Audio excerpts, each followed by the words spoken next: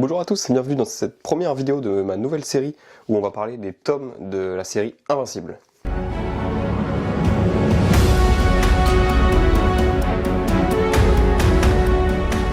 Donc aujourd'hui on s'attaque au premier tome des 12 intégrales disponibles chez Delcourt. Le but de cette série, ça va être de revenir sur chaque tome un par un tome par vidéo. Peut-être que je ferai sur les tomes que j'ai en plus, les tomes sur les gardiens ou les autres séries dérivées qui sont sorties sur Invincible. Mais en tout cas pour le moment, on va se fixer sur la série principale. Donc en fait je vais revenir sur chaque tome à chaque fois, avec évidemment un petit peu de spoil sur le tome en question. Donc faut voir ces vidéos je pense comme un petit guide de lecture, un petit support de lecture en fait. Voilà, si vous êtes en train de lire les intégrales, vous pouvez regarder chaque vidéo une fois que vous avez fini une intégrale. Moi j'éviterai au maximum de spoiler ce qui va se passer après. Et donc voilà, je trouvais que c'était intéressant de revenir à chaque fois sur chacun intégrale pour vous donner mon avis, voir un petit peu ce qui se passe, revenir épisode après épisode sur cette série qui est absolument géniale d'Invincible. Que j'ai relu récemment. Je vais vous un petit rapidement pour cette première vidéo vous faire un petit résumé de mon expérience de lecteur pour cette série. Donc il faut savoir que moi à l'époque j'avais découvert cette série Invincible lorsque les intégrales venaient de ressortir. Il n'y avait que les deux premières qui étaient ressorties à ce moment-là. Et donc je les avais vues en fait dans ma librairie et j'avais été plutôt curieux de découvrir ça, je connaissais pas du tout. La seule chose que je connaissais c'était le nom de l'auteur, donc Robert Kirkman, que je connaissais évidemment pour The Walking Dead et un petit peu pour son travail chez Marvel. Mais je connaissais pas du tout cette série d'Invincible et je me suis laissé tenter et j'ai été vraiment très surpris par la qualité de l'écriture. Même si ce tome 1, vous allez le voir au fur et à mesure des vidéos, n'est pas le meilleur tome de la série, loin de là. Il en reste que c'est quand même ce tome là qui lance tout et qui met énormément de base sur tout ce qui va se passer par la suite. À l'époque j'avais acheté les deux premières intégrales, j'avais attendu que la troisième puis la quatrième sorte, je les avais achetées, je les avais lues aussi, et puis j'avais craqué, j'avais acheté toute la suite en petit format parce que j'avais trop envie de connaître la suite, ce qui faisait que j'avais, vous pouvez le voir dans mon ancienne vidéo collection, j'avais les 4 premiers tomes, puis du tome 9 à 25 en petit format. Ça y est, j'ai franchi le cap, j'ai revendu tous mes petits tomes et j'ai acheté toutes les intégrales. C'est beaucoup plus joli, c'est beaucoup plus agréable. Si les intégrales Delcourt sont très bien éditées et c'est des qualités d'édition qui sont excellentes. On va rentrer dans le vif du sujet. Invincible, qu'est-ce que c'est? Pour vous résumer rapidement, si vous êtes les quelques-uns à ne pas connaître encore Invincible avec le succès que ça a pu avoir avec la réédition puis la série Amazon. Donc, Invincible, qu'est-ce que ça raconte? Si vous faites partie encore de ceux qui ne connaissent pas cette série qui a explosé via la série Amazon surtout, et aussi grâce à la réédition des intégrales, je pense que tous les lecteurs de comics récents qui ont commencé à lire Invincible ont beaucoup aimé. Qu'est-ce que ça raconte? C'est tout simplement l'histoire de Mark Grayson, un adolescent qui vit une vie classique, à la Peter Parker, on pourrait faire un petit parallèle à ça avant qu'il ait ses pouvoirs. La seule différence c'est que son père c'est tout simplement Omni-Man, ce personnage là, qui est tout simplement le Superman de cet univers. Donc oui évidemment je ne l'ai pas précisé, on est dans un univers complètement indépendant. Robert Kirkman fait absolument ce qu'il veut dans cet univers, c'est son univers super-héroïque, il fait ce qu'il veut et c'est ça qui rend la série très bonne, c'est qu'il n'y a aucune limite à part l'imagination de l'auteur. On va suivre Mark Grayson qui au début du récit n'a pas de pouvoir, il n'a pas encore hérité des pouvoirs de son père qui lui vient de l'espace, de la planète Viltrum, quelque chose qu'on va découvrir assez rapidement. Et donc le récit commence lorsque Mark arrive à obtenir ses pouvoirs d'un coup en fait, les pouvoirs lui tombent dessus on va dire. Il dit cette phrase c'est pas trop tôt, car du coup, ça fait déjà, je crois qu'il a 17 ans au début du récit ou 16 ans, donc depuis tout petit en fait il attend d'avoir ses pouvoirs et ça y est il les a obtenus. En fait on a un mix parfait entre Spider-Man et Superman, car il a les pouvoirs de Superman pour faire simple, sans les rayons laser, et il a la situation on va dire d'un Peter Parker, c'est-à-dire le lycéen, pas forcément populaire. On va avoir beaucoup de parallèles qu'on pourrait faire avec Spider-Man ou Superman. Bon Superman je suis pas un énorme lecteur, mais en tout cas Spider-Man je pense que j'en ai lu pas mal, on peut faire quelques parallèles à certains moments, et les deux personnages vont même se rencontrer plus tard dans l'aventure. On va faire un petit peu un retour sur chaque épisode, en fait je vais prendre l'intégrale et je vais la feuilleter devant vous pour un petit peu revoir chaque épisode, voir les éléments importants de cette première intégrale, tout ce que ça va lancer. Donc le premier épisode est plutôt classique, hein, on découvre le personnage d'Invincible, on voit comment il crée son costume, etc. C'est un épisode très simple, mais qui lance parfaitement le récit. Et oui, donc chose très importante à noter dans cette intégrale, c'est que tout le départ, si vous ne connaissez pas Invincible, ça va vous paraître extrêmement classique en fait, une aventure de super-héros plutôt simple, un personnage qui est bien caractérisé, mais rien d'incroyable en fait.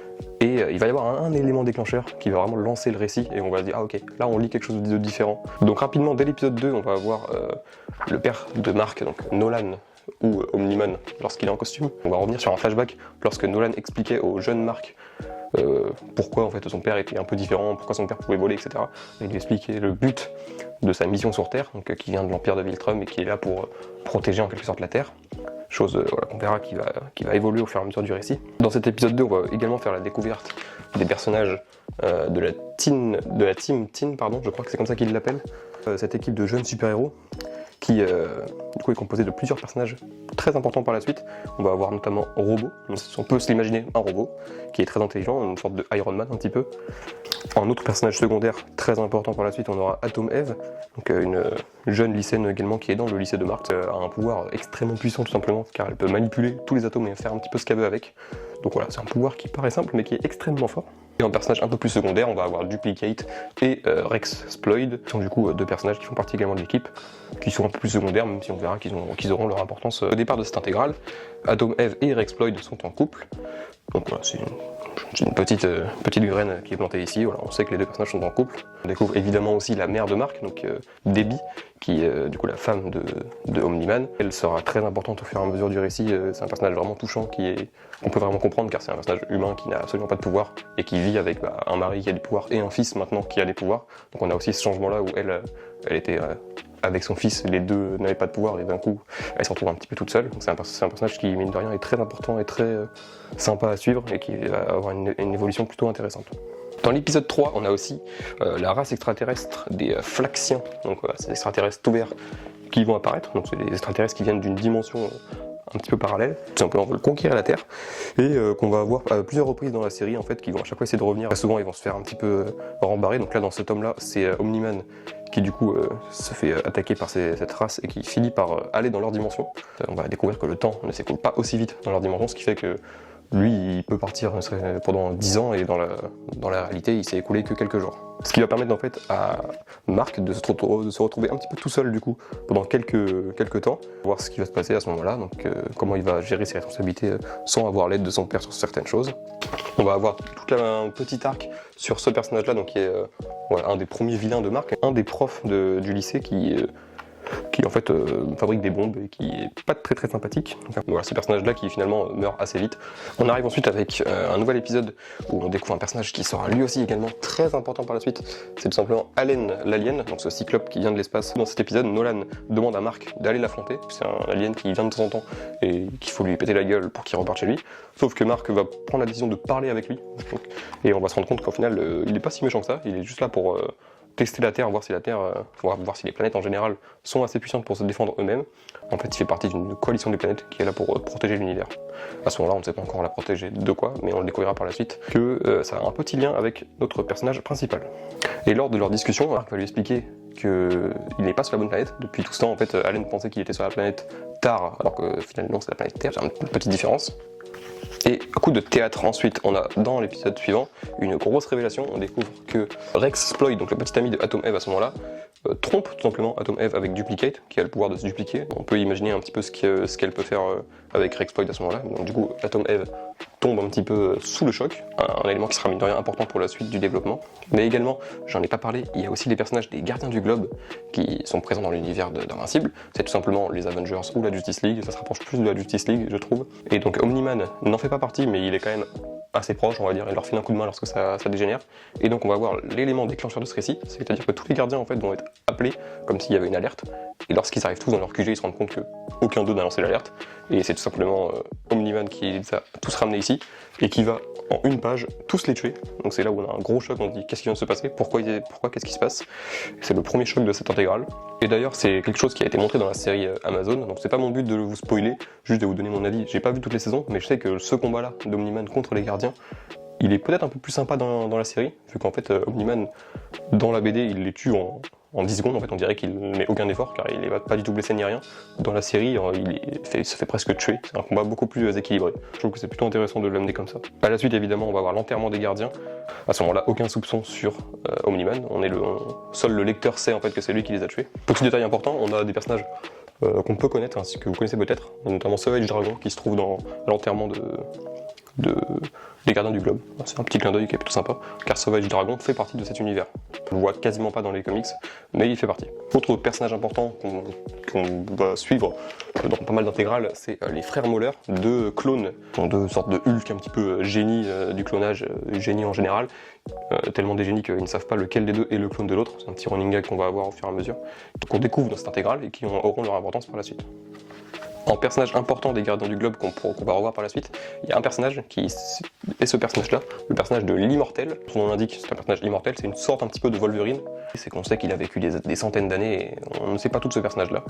Étant donné que du coup Omni-Man l'a tué, il n'est pas réellement mort, et c'est les frères Moller justement qui vont essayer qui vont récupérer son cadavre, essayer de le reprogrammer pour qu'il travaille pour lui. Sauf que évidemment ça se passe mal, l'Immortel se réveille, s'enfuit de la base des frères Moller et va essayer d'aller se venger d'Omni-Man, ce qui va évidemment déclencher un combat entre les deux.